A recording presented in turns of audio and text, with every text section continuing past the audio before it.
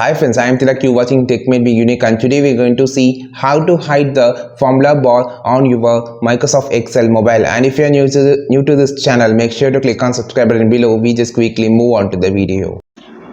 So in this video, I'm just going to show how to hide the formula bar on your Microsoft Excel sheet mobile.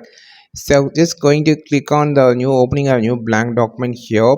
So now you can see this is the formula bar you can see on the bottom. So you can enter the text and formula here. If you just don't need a formula bar, you can just click on the any cell. You will see this tools will be appear on the bottom. Click on this arrow option. Now just need to change when if it is on the home section or if it is on the insert section, you just want to change it to the view section. Then just scroll down, you will see option called formula bar. Just untick this formula bar, which actually turn off the formula bar. You can see you can see the formula bar is not on the bottom section, it is actually turned off. So this is how you just hide or turn off the formula bar on your Microsoft Excel mobile.